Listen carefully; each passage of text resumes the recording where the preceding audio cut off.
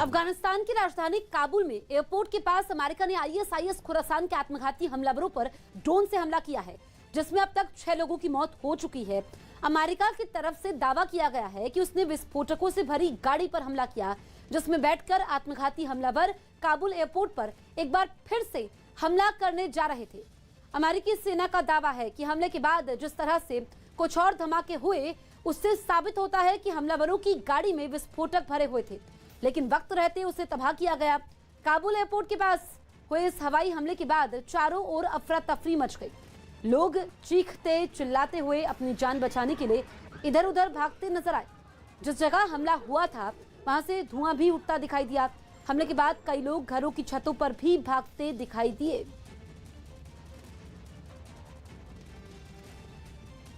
तो 3 तस्वीरें आपके सामने हैं। अमेरिका ने ड्रोन से हमला किया है और उसमें अमेरिका की तरफ से दावा किया गया है कि 6 लोगों की इसमें मौत हुई है। और आप दूसरी तस्वीर में देखिए, जान बचाकर लोग भागते नजर आए, अपने घरों की छतों पर चढ़ गए, धुआं भी उठता दिखाई दिया। हमले में विस्फोटकों से भरी गाड़ी तबाह हुई है। ये तीसरी तस्वीर में आप देख सकते हैं। अमेरिका ने एक बार फिर से ड्रोन से हमला किया है काबुल एयरपोर्ट के पास। इससे पहले काबुल एयरपोर्ट पर 26 अगस्त को आईएसआईएस खुरासान ने आतंकी हमला किया था, जिसमें 170 लोगों की मौत हुई थी, जिसमें 13 अमेरिकी सैनिक भी शामिल थे। इस घटना के 2 दिन बाद यानी 28 अगस्त को अमेरिका ने नांगरहार इलाके में मौजूद आईएसआईएस खुरासान के ठिकानों पर हवाई हमला कर हमले के मास्टरमाइंड को मार गिराया। एक रोज पहले भी अमेरिका ने काबुल एयरपोर्ट के पास ड्रोन अटैक कर विस्फोटकों से भरी एक गाड़ी को उड़ाया। इसी से जुड़ी 3 तस्वीरें आपके सामने हैं। तो 26 अगस्त को जब आत्मघाती हमला होता है, जिसमें अमेरिकी सैनिक भी मारे जाते हैं, और उसके बाद अमेरिकी राष्ट्रपति जो बाइडेन कहते हैं कि बदला लिया जाएगा, और फिर ऐसा होता भी है। ठीक 2 दिन बाद यानी कि 28 अगस्त को एयर स्ट्राइक करता है अमेरिका, जिसमें दावा यह किया गया कि हमले का मास्टरमाइंड मारा गया। काबुल एयरपोर्ट पर आत्मघाती हमले में शहीद हुए 13 अमेरिकी जवानों के पार्थिव शरीर अमेरिका के डोवर एयरपोर्ट पर पहुंच गए। आतंकी हमले में शहीद हुए सैनिकों को श्रद्धांजलि देने के लिए खुद अमेरिका के राष्ट्रपति जो बाइडेन एयरपोर्ट पर पहुंचे। इस दौरान राष्ट्रपति बाइडेन ने शहीदों के परिवार वालों से मुलाकात की और उन्हें सांत्वना दी। 26 अगस्त को काबुल एयरपोर्ट पर आईएसआईएस खुरासान ने आत्मघाती हमला किया था, जिसमें 170 लोगों की मौत हो गई थी।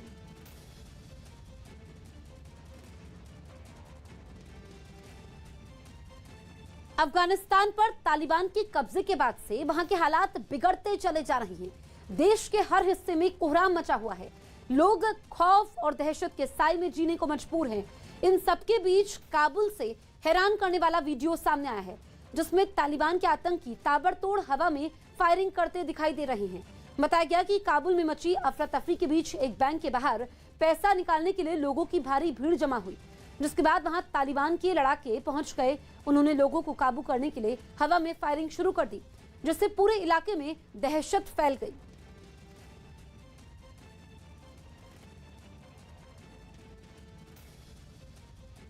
तालिबान ने पूरे अफगानिस्तान में कब्जा जमा लिया है, लेकिन पंजशीर नाम के प्रांत में तालिबान नहीं घुस पाए हैं। उसकी वजह है national resistance front of Afghanistan, जिसे एनआरएफ के नाम से भी जाना जाता है। पंजशीर में इसी संगठन के लड़ाकों ने तालिबान को रोक रखा है। न्यूज़ 18 के जावेद मंसूरी ने इसी संगठन के प्रवक्ता फहीम दश्ती से खास बातचीत की है। फहीम दश्ती ने पंजशीर के हालात पर तालिबान से बातचीत और तालिबान के साथ टकराव पर जावेद मंसूरी से लंबी बातचीत की। देखिए न्यूज़ 18 की ये वर्ल्ड एक्सक्लूसिव रिपोर्ट।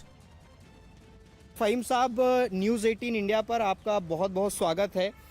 सबसे पहले हम समझना चाहेंगे कि अभी क्या ताज़ा हालात हैं पंजशीर के, क्योंकि आप लगातार मुकाबला कर रहे हैं तालिबान का। Thanks for having me. In fact, there was no any clash so far. Taliban did not attempted to break the war, and we are not willing to break the war. Our intention is to give a chance for negotiation, peace. We want to enter a very serious and deep and detailed negotiation with Taliban, as a result of which we are looking to ensure the future of Afghanistan as well as the future of the people of Afghanistan. We want to ensure the rights of the people of Afghanistan, rights of minorities, women's rights, human rights, freedom of, and the other values that we were fighting for it for last 40 years. Also, we want to reach an agreement based on which a government should be established, an inclusive, representative, participatory government should be established, the government which will be legitimate in front of the eyes of Afghans as well as in front of the eyes of the international community, a government which will be trusted by the people of Afghanistan, a government which will be responsive to the needs and demands of the people of Afghanistan, a government which will be able to bring social justice, to bring equality in Afghanistan. So we are already entering a negotiation with Taliban based on this vision. But if Taliban are not accepting this, and if they want to break the wall, so we are ready to fight, not fight for Panjshir, not fight to defend Panjshir, but from Panjshir for the rest of the Afghanistan. Sir, are you negotiating with Taliban as you said? हम ये जानना चाहेंगे कि अभी क्या बातचीत हुई है, आप लोगों की बातचीत हो चुकी है, या अगर हुई है तो कितने दौर की बातचीत हुई है और किन शर्तों के साथ बातचीत हो रही है? From the first days that Taliban captured Kabul, we were receiving direct and indirect messages. And after a few days, they have sent a delegation to negotiate here with the leaders of the National Resistance Front of Afghanistan. And then 3 days ago, a delegation from our side was going to a neighboring province of Panjshir. We call it Parwan province, and the negotiations happened there. And after that, another delegation of Taliban came to Panjshir. So the negotiation is going on. I cannot go to the details. This is not the time to talk about the details. But there is no conditions from our side. There is a vision that I have already explained to you. We are entered the negotiations based on that vision.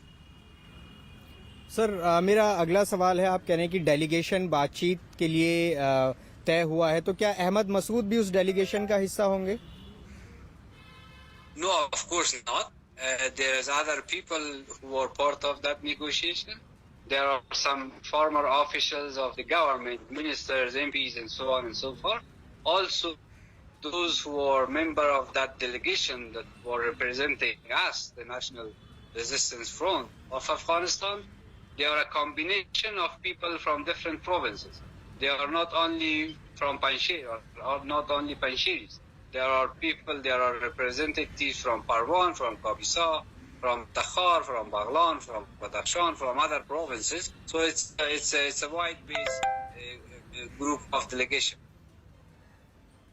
Sir, ये सवाल है कि अगर बातचीत होती है और किसी नतीजे पर आप किसी कंक्लूजन पर पहुंचते हैं, तो क्या एनआरएफ भी जो तालिबान की सरकार होने वाली है अफगानिस्तान में, क्या उसमें हिस्सेदारी होगी आपकी? If the negotiations lead to a result, then we shouldn't say that Taliban support or Taliban government. That will be an exclusive government, a government which all Afghans from different ethnic groups as well as different political backgrounds should be part of that government. Then it doesn't mean that that's a Taliban government and we are taking part on that. No, that will be an exclusive government that all the different sides, all the different ethnic groups, including Taliban, will be part of. And sir, ये बताएं कि अभी तक क्या कोई जिस तरह की खबरें आ रही थी कि तालिबान पंजशीर की तरफ बढ़ रहा है लगातार और आप लोग रेसिस्ट कर रहे हैं, तो क्या अभी कोई क्लैश आप लोगों के बीच में हुआ है? क्या इस पर कोई आप बातचीत करना चाहेंगे? क्या कोई तालिबान और रेसिस्ट फोर्स के बीच में कोई अभी तक क्लैश हुआ है?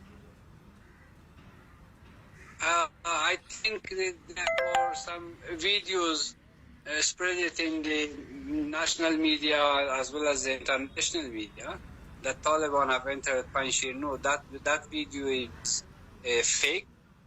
Taliban even did not attempt to enter Panjshir, and this is why no clashes has been happened yet. And sir, अब जिस तरह के काबुल में हालात बने हैं, अभी हमने देखा रिसेंटली काबुल एयरपोर्ट पर एक बड़ा अटैक भी हुआ, टेररिस्ट अटैक, तो आप क्या मानते हैं ये किस तरह से ISIS खुरासान ने इसकी जिम्मेदारी ली है? तो क्या कहाँ चूक हुई है? तालिबान कह रहा था कि वो लगातार सुरक्षा देगा, लेकिन 200 के करीब लोग वहां पर मौत हुई है। इस पर क्या कहना है आपका? I think that will raise two big questions. First, Taliban have promised to bring security for all the people of Afghanistan, and they have failed.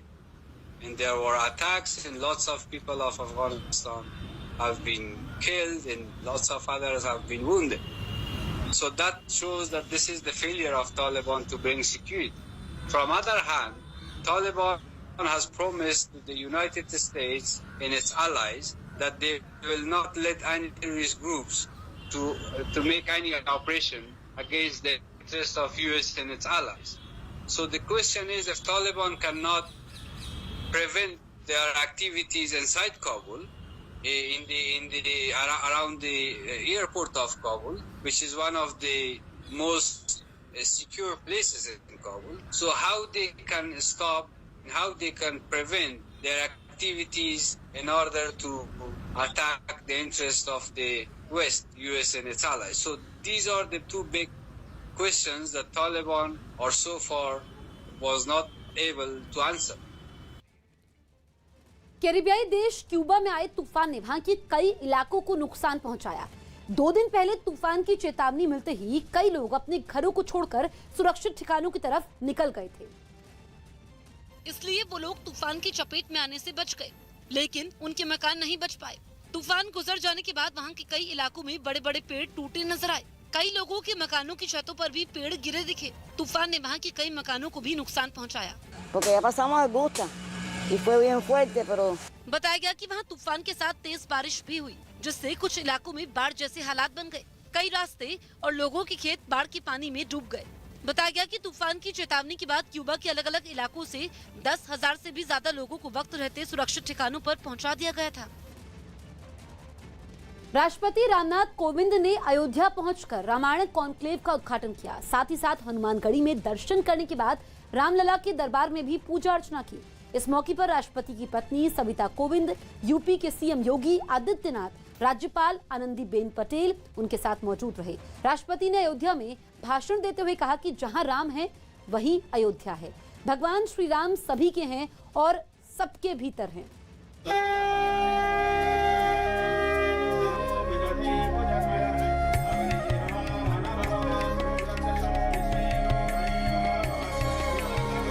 Ram सबके हैं और राम सब में है। देश के राष्ट्रपति राम की नगरी अयोध्या पहुंचे। उन्होंने राम के द्वारे माथा झुकाया और रामलला की आरती उतारी।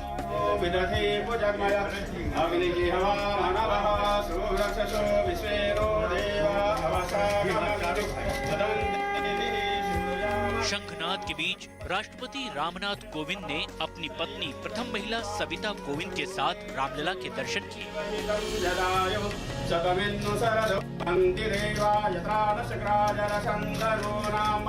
उत्तर प्रदेश के मुख्यमंत्री योगी आदित्यनाथ ने मंदिर तक उनकी अगुवाई की और साथ में राज्यपाल आनंदीबेन पटेल भी मौजूद रही। राष्ट्रपति ने रामलला के दर्शन करने से पहले हनुमानगढ़ी में भी पूजा अर्चना की।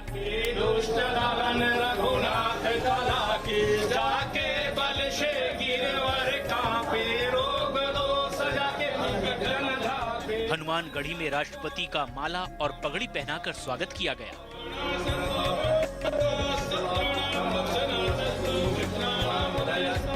अयोध्या पहुंचे राष्ट्रपति ने रामायण कॉन्क्लेव का शुभारंभ किया।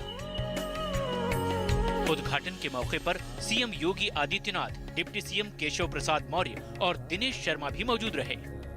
इस दौरान राष्ट्रपति ने रामचरितमानस की चौपाइयों का उल्लेख भी किया और संदेश दिया कि राम सबके हैं और सबके भीतर हैं। समस्त मानवता एक ही ईश्वर की संतान है यह भावना जन जन में व्याप्त हो, यही इस आयोजन की सफलता की कसौटी है। इस संदर्भ में रामचरितमानस की एक अत्यंत लोकप्रिय चौपाई का मैं उल्लेख करना चाहूँगा। इसमें कहा गया है कि सिय राम में सब जग जानी, करो प्रणाम जोड़ जुग पानी। इस पंक्ति का भाव ये है कि हम पूरे संसार को ईश्वर में जानकर सभी को सादर स्वीकार करें। हम सब प्रत्येक व्यक्ति में सीता और राम को ही देखें। राम सबके हैं और राम सब में है। आइए हम सब स्नेहपूर्ण विचार के साथ अपने दायित्व का पालन करें। राम कथा की लोकप्रियता भारत में ही नहीं बल्कि विश्वव्यापी है। उत्तर भारत में गोस्वामी तुलसीदास की रामचरितमानस, भारत के पूर्वी हिस्से में कृतिवास रामायण, दक्षिण में कंबन रामायण जैसे राम कथा के अनेक पठनीय रूप प्रचलित हैं। गोस्वामी तुलसीदास ने इसी क्षेत्र की भाषा अवधी में रामचरितमानस की रचना करके राम कथा को जन जन से जोड़ दिया। रामायण पर आधारित कविताएं, भजन, कहानियां, नाटक और गद्य लगभग सभी भारतीय भाषाओं के साथ साथ अनेक विदेशी भाषाओं में भी उपलब्ध है। देवी और सज्जनों, विश्व के अनेक देशों में राम कथा की प्रस्तुति रामलीला के आयोजन द्वारा की जाती है। इंडोनेशिया के बाली द्वीप की रामलीला विशेष रूप से प्रसिद्ध है। मालदीव, मॉरिशस, त्रिनिदाद व टोबैगो, नेपाल, कंबोडिया और सूरीनाम सहित अनेक देशों में प्रवासी भारतीयों ने राम कथा व रामलीला को जीवंत बनाए रखा है। राष्ट्रपति ने राम के धाम से विश्व बंधुत्व की बात कही तो सीएम योगी ने राष्ट्रपति और प्रधानमंत्री को धन्यवाद कहा। अयोध्या में 5 अगस्त 2020 को मर्यादा पुरुषोत्तम भगवान श्री राम के भव्य मंदिर के निर्माण का कार्य शुभारंभ हो चुका है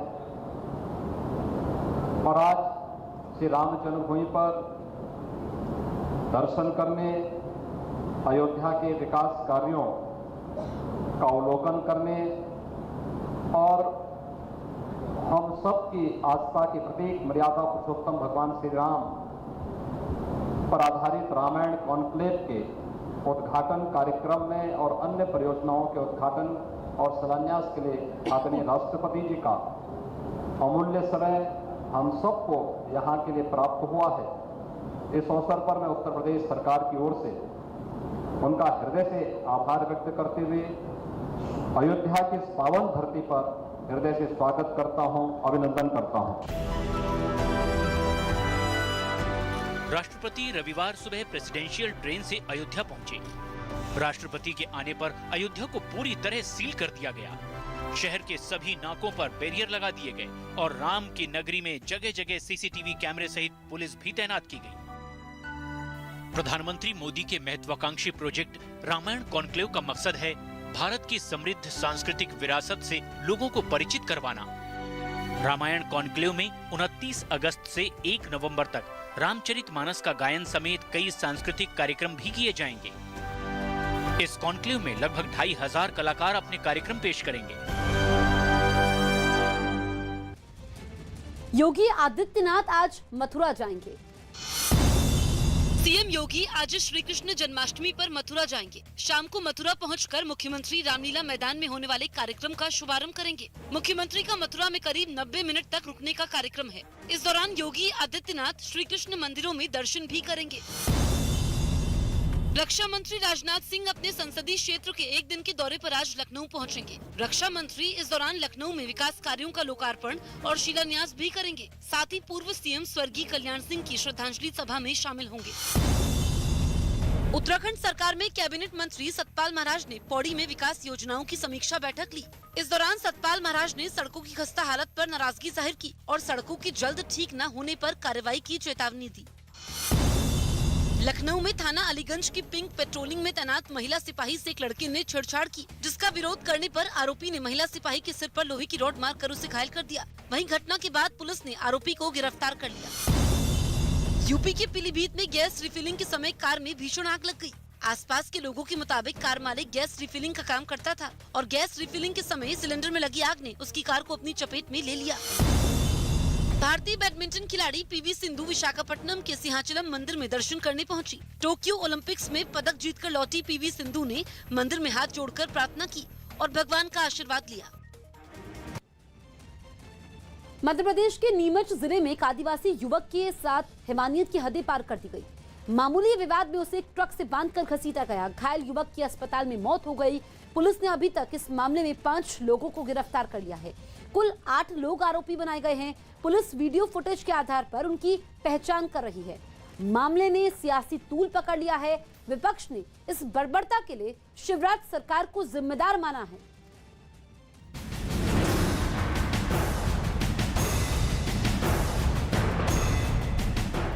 सड़क पर घिसटते इस इंसान के साथ हैवानियत की हदें पार कर दी गई। मध्य प्रदेश के नीमच जिले में रहने वाले इस आदिवासी युवक को पहले आरोपियों ने मिलकर पीटा। इसके बाद उसे ट्रक से बांधकर घसीटा गया।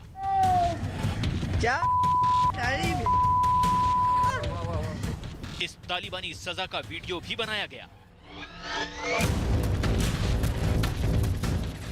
ट्रक के पीछे बंधा युवक रहम की भीख मांगता रहा, लेकिन हैवानियत की हद पार करने वाले उसे गालियां देते रहे।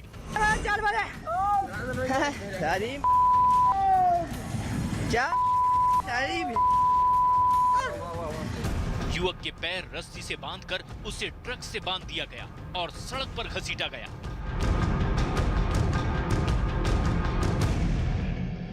सड़क पर घसीटने से आदिवासी युवक कन्हैया लाल भील गंभीर रूप से जख्मी हो गया, जिसके बाद उसे अस्पताल में भर्ती कराया गया, लेकिन इलाज के दौरान उसकी मौत हो गई।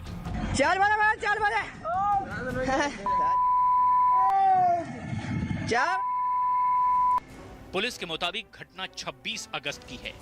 मामला नीमच जिले के सिंगोली गांव का है। पुलिस ने बताया कि बाइक टकराने के मामूली विवाद के बाद चीतरमल गुर्जर नाम के आरोपी ने अपने रिश्तेदारों के साथ आदिवासी युवक कन्हैया लाल भील को पहले पीटा, उसके बाद उसे ट्रक से बांधकर घसीटा गया।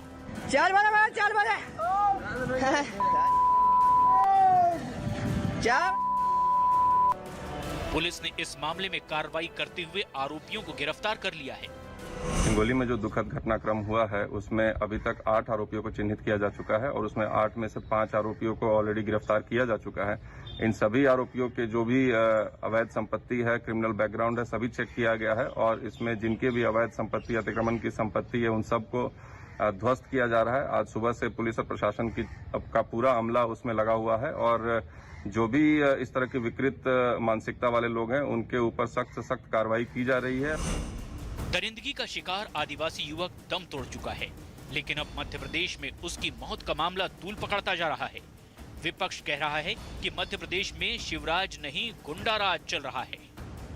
इस दावे को कॉफर कर दिया है कि मध्य प्रदेश में कानून का राज है।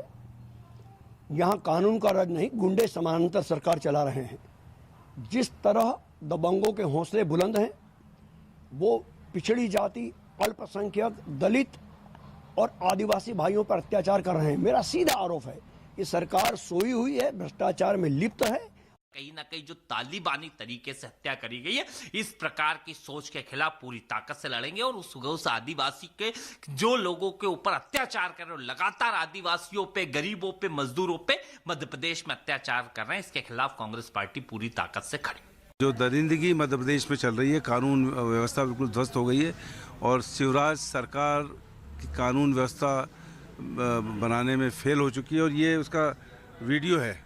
जिस तरह से उसको मारा गया और ये घसीटा गया, ये वीडियो सामने आया है कि उसको एक गाड़ी से घसीटा जा रहा है। मैं समझता हूँ कि ये तो तालिबान में भी नहीं हो रहा है, ये मध्य प्रदेश में हो रहा है। मध्य प्रदेश सरकार का कहना है कि जैसे ही वायरल वीडियो प्रशासन की नजर में आया, मामले पर तुरंत कार्रवाई की गई और अब दोषियों को बख्शा नहीं जाएगा। कोई भी अपराधी हो उसको कुचलेंगे। गिरफ्तार लोग हो चुके हैं, कुछ बचे थे और ऐसी कार्रवाइयां करेंगे कि ऐसी घटना की पुनरावृत्ति के पहले 17 बार सोचें। अपराधियों को कुचल के रख दिया जाएगा, इसमें कोई कसर नहीं छोड़े। आदिवासी युवक की मौत के बाद आरोपियों का क्राइम रिकॉर्ड और संपत्ति का ब्यौरा खंगाला गया। मुख्य आरोपी महेंद्र गुर्जर का अवैध मकान पुलिस ने गिरा दिया।